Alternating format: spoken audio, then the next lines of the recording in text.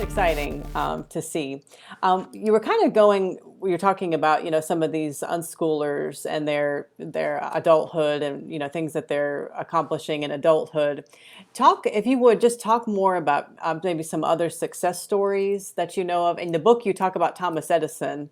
I thought that was very Mm. interesting when you talked about how he was in school and he kind of, was getting into trouble, and then his mom, pulled him out and just let him learn, and they did some deschooling, because you do talk about deschooling. What, if you would define deschooling, and then how does maybe even a period of deschooling help children to be more successful when it comes to their creativity and self-direction? Right. So you bring up Thomas Edison. He went to school for the first time when he was 8 years old. And within the first few weeks, his teacher called him addled, which was this term for some kind of fuzzy in the brain, not really clear headed. And his mother, who was a teacher, was really taken aback, not only by this teacher not recognizing her son's gifts, but also due to his, very strict disciplinary measures, and that she felt were really not good for her son. So she pulled Thomas Edison out of school after, I think it was about 12 weeks. That was the only formal schooling that he ever had. And she really let him explore on his own. They read lots of books together, and then he would start to read, many of the classic books. He started becoming really interested in science and experiments, and he would save up his money to go buy science supplies from the local pharmacy to create a makeshift science lab in his basement. And he started doing this when he was really just still a tween, not even really into adolescence yet.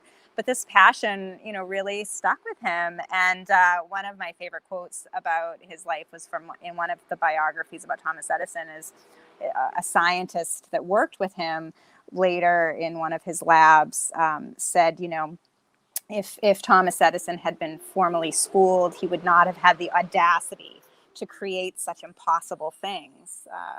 And just, kind of an extraordinary success story about what allowing young people to kind of pursue their interests and reveal their gifts really can lead to, not only in terms of a fulfilling childhood and adolescence, but also ultimately into adulthood as well. So that was a great story and a success story with Thomas Edison. I think, you talked about deschooling, and this is something that I was really encouraging a lot of families to embrace as the pandemic kicked off and as schools were shut down last spring. I think there was this tendency, of course, we were all incredibly disrupted and uncertain about the future and what was to come. But to the extent that families were able to kind of disconnect from their school or minimize the role of their curriculum and of their school influence in their lives, I encouraged them to do that, because I felt like if they could allow their children's interests to drive some of the learning outside of the classroom, they might be surprised at what they discovered in terms of what their children are really capable of doing. And sure enough, that's some of the anecdotes that I started hearing from people, were that was the case. That, I had neighbors saying, wow, my child is just spending all day writing short stories and is just so excited about, creating these wonderful narratives. And then other friends would say, my child's starting to read books again. They really had this sort of love of reading that was strong, maybe in their early days of schooling, diminished in recent years. And now they're really enjoying kind of curling up with a book and getting involved in reading again. So I think that is all what we would consider part of the deschooling process, is separating from the schooled mentality of learning, which is very passive. It's very top down, very much thinking that, I'm just going to wait till I'm assigned something and then I'll do it. I'll regurgitate whatever the teacher wants. I'll pass in whatever assignments are necessary. But this becomes a mechanical process, and my sort of agency as a learner can be diminished. And so with deschooling, it encourages families and learners to really recapture some of that innate joy for learning, some of that curiosity that, of course, young children naturally exude, and that can often be crushed through our system of forced schooling. Right, and I think also the coming from the public school background, you have to let go of the reading list. The grade level of you have to read this book, and do it in this order and do a book report, kind of thing. And I've really just embraced, my kids going to the library, reading books, every day, having reading time, and just conversing, instead of having to write a formal book report, we talk about it.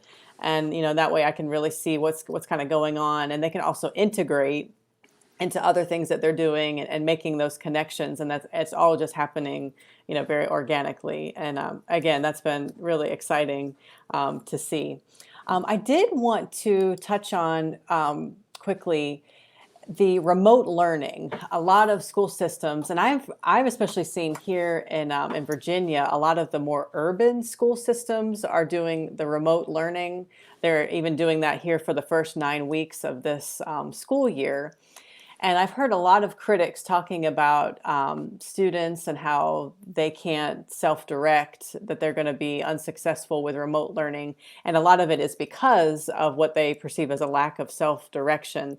Do you think that remote learning will promote self-direction and self-regulation, or do you think that this is just going to kind of fall apart? And if you would even especially talk about maybe minority students and some urban students, do you think remote learning is going to be a positive, or do you think it will be a negative? Well, I mean, I think we need to remember that remote learning that's happening now, and as you mentioned, school districts not reopening in person, continuing with this virtual learning that they began or instituted last spring, that's not anything like self-directed learning. That is still a school curriculum and school curriculum directives and assignments that are being handed down by a teacher. To students to complete. So there's really nothing self-directed about that. Again, all you're doing is changing the location and the medium for what is schooling. You're not questioning that overall paradigm. So, I think just like schooling itself, remote learning will, maybe some kids will enjoy it and like it just the way some kids enjoy and like school. But I think for a lot of kids, it's going to be very stressful and challenging.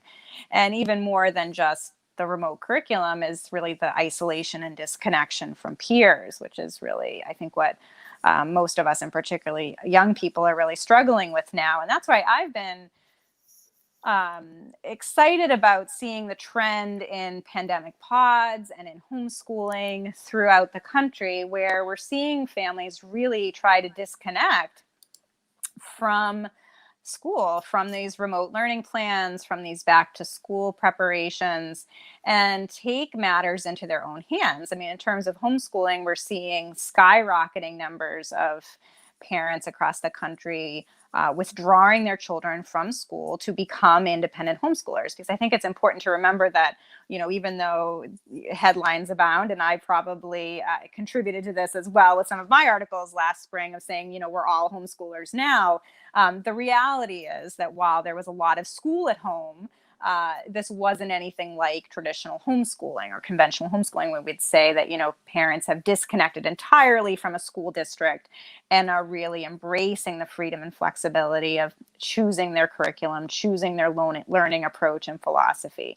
And I think that's what families are starting to realize now, that there is this whole other world of authentic homeschooling that they can tap into by removing their children from their local district, by complying with state level homeschool regulations. We're seeing NPR reporting, for example, in Nebraska, homeschool applications up 21% in July over last year. In Vermont, that number up 75% over last year. New Hampshire, similar trends. Minnesota, similar trends. We're seeing really across the country just increasing numbers of parents registering as independent homeschoolers. And we're also seeing, as I mentioned a bit earlier as well, these pandemic pods, which are when parents get together either as independent homeschoolers or as a small group of families connected to their district that might be doing remote learning, to allow their children to meet up in small groups and learn together, either with parents kind of taking turns in this kind of co-op model of facilitating a curriculum,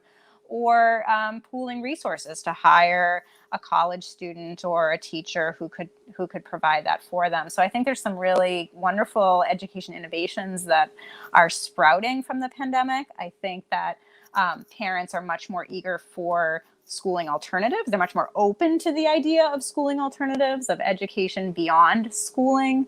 And I think that they will continue to demand more education choice that will expand these options to many more families. So if you think about, for example, education savings accounts that allow a portion of taxpayer money to go to families to fund students instead of systems, then that money, which works out to about $15,000 per student per year in K-12 education in the US, that's tremendous amount of money that could go back to families to use however they choose to find the best education for their children.